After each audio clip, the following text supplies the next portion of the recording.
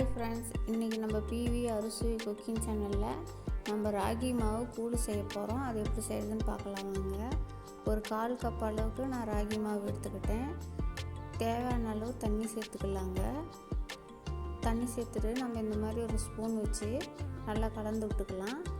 நம்ம கலந்து விடுறது எதுக்காகன்னா மாவு கட்டிகளே விழுவாமல் நல்லா கரைச்சி எடுத்துக்கணும். நமக்கு அப்போ தான் கூழ் நல்லாயிருக்கும். இப்போ தேவையான அளவு உப்பு சேர்த்துக்கலாங்க.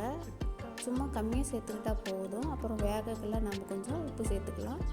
இப்போ நான் ஒரு சொம்பு அளவுக்கு தண்ணி எடுத்துருக்குறேங்க. அந்த சொம்பு அளவுன்னு பார்த்தீங்களா ஒரு 1/2 லிட்டர் தண்ணி இருக்கும்.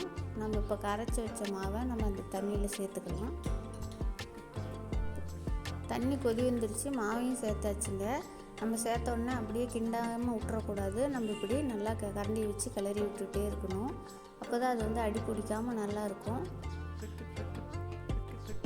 இப்போ பாருங்கள், பெரிய வெங்காயம் ஒன்று நல்லா எடுத்து பொடியாக நறுக்கி இப்போ நம்ம இந்த கூழ்லையே சேர்த்துக்கலாம். நான் காரத்துக்கு தகுந்தாப்புல ஒரு மிளகாய் சேர்த்துக்கிட்டேன், கருவேப்பிலை கொஞ்சமாக சேர்த்துக்கிட்டேன், கொத்தமல்லி இலை பொடியாக கட் பண்ணி கொஞ்சமாக சேர்த்துக்கிட்டேங்க.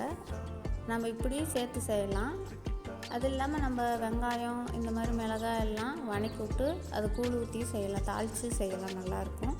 நான் இப்படியே பச்சையெல்லாம் சேர்த்து செய்கிறேன். உங்களுக்கு விருப்பமான மாதிரி செஞ்சுக்காங்க. பாருங்கள், இப்போ நமக்கு கூழ் ஓரளவுக்கு ரெடி ஆகிடுச்சு. இப்போ நல்லா கொதி வந்துடுச்சுங்க.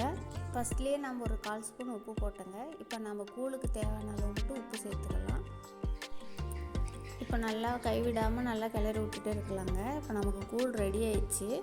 இப்போ நம்ம வேறு ஒரு பாத்திரத்தில் சர்வ் பண்ணிடலாம். பாருங்கள், கூழ் ரெடி ஆயிடுச்சு.